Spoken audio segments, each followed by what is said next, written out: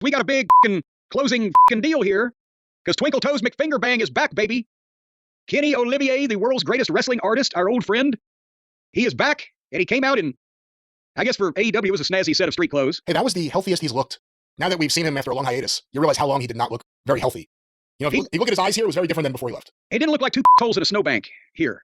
He kind of looked like he knew where he was and what was going on. He wasn't so frazzled, so stressed. You know, he probably needs the CBD, because he was so stressed. Well, CBD distillery, to be specific. Well, yes, that's the only place to get it, if you know what you're doing. He got some Kenny chance. He got some welcome back chance. He's got a giant gig on his forehead from New Japan. It looks like he got juice with a weed eater. Jimmy John's wants to make that sandwich a little less lonely by adding free chips and a free drink after 2 p.m. And he's telling the story about a year ago. I got news. I had diverticulitis, and you know, the doctors said, wrestle again. If you hadn't come in when you did, you may not have been living. And he's asking the questions, you know, about what his future is going to hold. He still can't talk. I think it's bland. I think it's wishy-washy. I think he's got the phone sex voice, and he sounds as exciting as a librarian. But basically, he was milking the people on how bad his health had been and what was next. And not only did he just wrestle in a Tokyo Dome, but they showed footage of him diving off the thing in the highlights from the Tokyo Dome. So where was the mystery here? There wasn't one. People knew the resolution was going to be when he said, what purpose do I have on this planet? It's not about the money. It's not about the glory. What purpose do I have on this planet if I don't have you people cheering me every night? None. And he got fired up about how important it was for him to prove to the fans that he's still the best. And right as the overrun is starting, that's when Don Fallis's music plays. And I'm like, oh, God. And Don came out starting to speak in the entrance. He's on the microphone before he gets a few words out. Kenny dives out of the ring and just runs down there and jumps him, starts wailing on him. And here comes Lance Archer and Brian Cage, and they pull Kenny off and throw him in the ring. And here comes Kyle Felcher. And they beat up Kenny. And Cage, I guess they're going to try again with this fucking guy. He gives him the gut shot. Boom, oh my God, the diverticulitis. And then here comes Will Ospreay's music, and he runs out with a chair and runs the heels off. Okay, so is there going to be some kind of, you know, superpower alignment here? The original big flashy babyface and the new big flashy babyface. But then Ospreay, when he runs the heels off, then him and Kenny have a face-off and a stare down. And the announcer's like, oh shit, and they do nothing. But why would they be mad at each other? Because Kenny's been gone since before Ospreay got here. The Japan again. Oh, they were mad in Japan. Who gives a shit? Nobody knows that.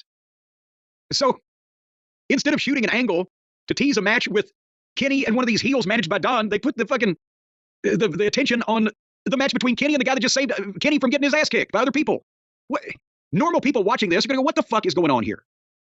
And that was the show. I liked Omega charging Don Callis right away. That was something I didn't expect. I thought that was a nice little touch. He really hates this guy. Tried to stab him with a screwdriver. You should have seen the other time he tried to stab him with that old-fashioned. But if you look at the state of AEW right now, I don't care what you have planned. If you have Kenny Omega, why wouldn't you have him come back and do a promo saying, I'm here to save the company, I'm going to end this Moxley shit, and immediately go to that and end it? Because I don't think it's going to help Kenny Omega, if that's the end goal, if he's going to be bogged down with the Callis family again now. No one said I want Kenny Omega to return to team with Ospreay against the Callis family. And you shouldn't do Ospreay Omega if you have bigger plans, and you got to get the belt off Moxley immediately. So that's my Do you think is it just everybody telling Tony, not everybody, but a lot of people telling Tony, we just don't want to be involved with Moxley. Just we'll do something over here. Because you know he listens to those type of things. I think with John Moxley, it comes down to John Moxley wanting to do something with someone else, and everyone else in the company is presumed would be involved with something with Moxley, unless he didn't want to work with them. The Boar Horseman. It's the worst stable. Their fans don't care about him. Someone said, oh, you didn't hear them booing Wheeler Yuta. Give me a fucking break. Yeah. You're never going to convince me at this present time that Wheeler Yuta is over as a heel. They resent the push he's getting because he looks like a fucking child. He has no muscle mass. He has no size to him, and he's getting shoved down everyone's throat. It's not the same. It's not Dominic Mysterio heat. When you're at the Macy's parade, and from a side street comes a dump truck full of manure and blows over the fucking Smurf float and covers everybody in shit, they boo that truck too. It doesn't mean they want to see it again. What are your thoughts, though? If you had Kenny Omega right now, the state of AEW, what would you do coming out of the gate? You build to something with him, or do you try to go right to it? Well, no. They've established that he's a vice president. They just said that. He's still one of the EVPs. That's right. So just half the company, including all of the wrestlers that have been acknowledged to be executive vice presidents in the company, are either not present or completely ignoring this fucking crazy lunatic that's trying to take over the company. So how did... And,